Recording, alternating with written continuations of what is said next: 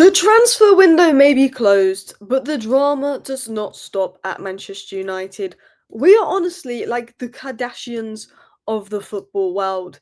There's always something going on. There's always some kind of drama, some kind of overreaction, some kind of story around this club. And today, there's already many. There's the whole Grimsby situation of might be able to do a rematch versus Grimsby. I don't think we will rematch Grimsby. I don't think we'll take up the offer. But Grimsby obviously fielded a player that wasn't eligible, and Manchester United have the option to appeal that and have a rematch with Grimsby. And if we win that, we can progress in the Carabao Cup. I don't think Man United are going to do that. I don't think we're that shameless. It was just a genuine error from Grimsby. Then you get a Manchester United player breaking down because they're so happy to leave the club. I mean, only at Manchester United. INEOS not getting a midfielder and putting out stories that they're really happy with the midfield options. No, you're not. Our best academy graduate we produced in years wanted to leave. Rasmus Hojlund didn't want to leave. But we have signed Lammens. There's always something going on inside United. So, even though the window's closed, this is Alice Talks Football, and this is your 10-minute roundup. Going into our first story, Simon Stones of the BBC said that Manchester United have 5 days to decide whether they want to appeal the decision. They were informed of this yesterday. Now, you might be going, Alice, appeal what decision? What are you talking about? This is in relation to the Grimsby game. So, we played Grimsby, we got knocked out, we all know that, we all want to forget about that. Grimsby fielded a player that they registered 1 minute after the deadline, which meant that that player was not registered and they broke the rules.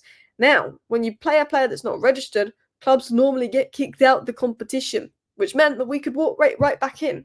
But they felt a bit sorry for Grimsby. Instead of kicking them out of the competition, and I think if it was us, they probably would have kicked us out of the competition, they gave Grimsby a fine.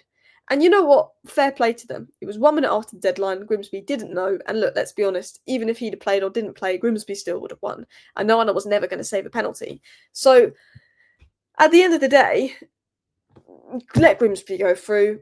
Don't even need to fine them. It was just a little error, a little mistake on their end. And I feel bad for Grimsby 1 minute after the deadline. But Manchester United have 5 days to appeal this decision and play a rematch against Grimsby. And if we play the rematch against Grimsby and we win, and that is if we win, then we go through to the next round of the Carabao Cup and we were never out the Carabao Cup.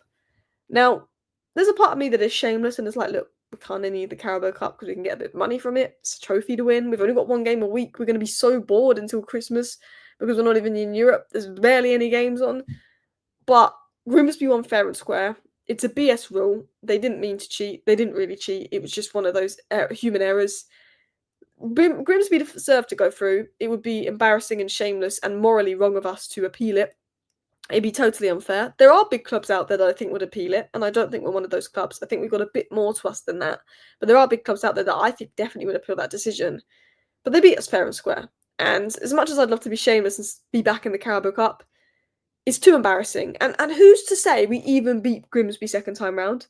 Like, I don't have confidence that we beat Grimsby second time round. Anyway, let's go into the Antony story, because only Manchester United can make a player break down in tears because they're so happy to leave the club. But the player could have left the club a bit earlier had he stopped demanding a payout.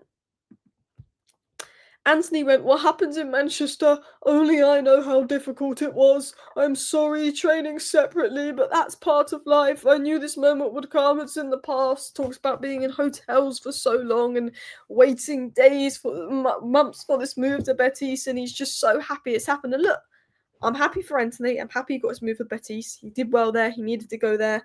I wish Antony all the best at Real Betis. I hope he does well. I hope he gets back in the World Cup squad. And look, I don't have sympathy for Antony. You could have left earlier. And look, obviously, agents are employed for reasons, and your agent is obviously going to try and get you a bit more money. You've taken a wage cut to go to Betis. But you were so desperate to get out of Man United, but you delayed your move because you were asking for a severance package of, 4 or 5 million?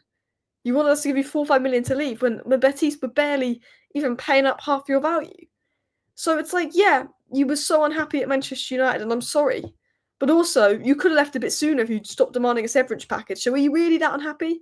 I get your agent's going to try it and all of that, but I don't have much sympathy for Antony. I don't have much sympathy. Like, okay, he was really struggling at Man United. I'm sorry. Clearly it wasn't working at Man United. I'm sorry. I wish you the best. But you could have left sooner. Now, obviously, Betis took their time to pay up, and Betis have mugged him about a bit. But he could have left a bit sooner. And I'm just like, are you really that unhappy, or do you still quite like the money at Man United? Because Jonas Sancho and all this freedom stuff, I'm out of Man United, rejected an opportunity to go to Chelsea and Roma and be free a lot quicker for the money. He's now gone to Villa. Now, no disrespect to Villa, but let's be honest, he would have chose Chelsea over Villa. The reason he's gone to Villa is because he wants his Man United wages for another year because he knows he's not going to earn anywhere near that. And if he runs down his contract, he gets a big signing on fee. He would have gone to Chelsea if he could go to Chelsea on loan over Villa. He would have gone to Roma if he go to Roma on loan. I don't know if he'd have gone to Roma over Villa. But he basically waited till deadline day, so Man United had no choice but to loan him out. Player power. Jadon Sancho who talked all this about freedom, but waited till the end and stayed at Man United as long as he could to get his money. Because, no disrespect to Villa, I hope, but he would have chosen Chelsea over Villa, Club World Cup champions. Now back to Manchester United and back to INEOS, because I do think INEOS not signing a midfielder this summer could sabotage Ruben Amorim and his hopes of succeeding at Man United. So this is a PR brief. We didn't sign a midfielder, classic PR brief. Manchester United sources have said the midfielder was never a priority due to them already having options the club view as strong. Agate, a massive liability that used to play under Ruben Amorim, and Ruben Amorim's reluctant to start him. Casemiro, that's been quite good lately, but has lost his legs. Bruno, that isn't even a deeper player and doesn't fully suit the deeper system, but because he's such a good player, we make it work. And Mainoo, who he's barely even playing, that we haven't got anyone to partner him with in the system to get the best out of him, and plays better in midfield 3.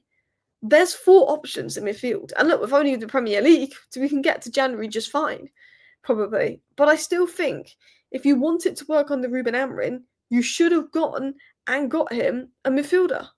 He demanded a midfielder. He made it clear we need a midfielder. We need a midfielder, and they didn't deliver one. And I think that could be costly for Amorim. I do. I think the midfield was arguably more important than Sesko. Once we had Cunha and Mbeumo, at least we had goals. I said, and this was an unpopular opinion at the time, if it meant keeping Hojlund and getting Baleba, or selling Hojlund and getting Sesko and not getting midfielder, I would have kept Hojlund and got Baleba. Because Sesko is better than Hojlund. I think Sesko will succeed. And I think people are being overreactionary about Sesko already. I think he's better than Hojlund. I think he will succeed. But I would have rather spent that money on Baleba because you get goals from Cunha and Xerxes and just seen what happens with Hojlund this year. Now, I think Hojlund needed to go. I think we needed a new striker, don't get me wrong. But I just felt midfield was such a priority. And I feel like we neglect the midfield every summer for years. Talking with midfield, Mainoo wanted to leave. Napoli were interested in Mainoo. Roma, Marseille, Tottenham and Villa were all interested in Mainoo according to Chris Wheeler, but Man United would not let him go, which is fair. One player that didn't want to leave but then accepted he had to leave was Rasmus Hojlund.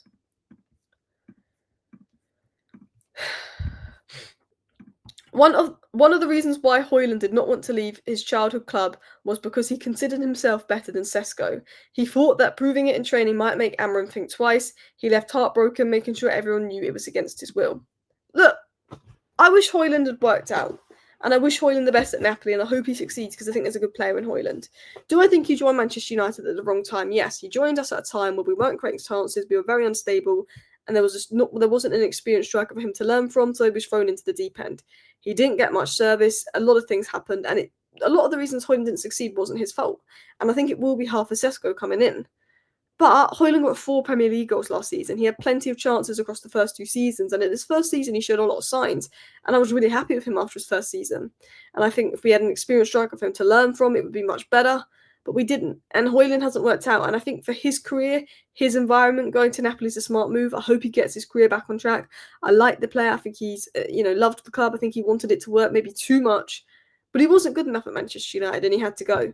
And look, maybe some people don't like the way Amorim got rid of him, just took him out of the squad and said, Sesko's the guy now, find a club and leave.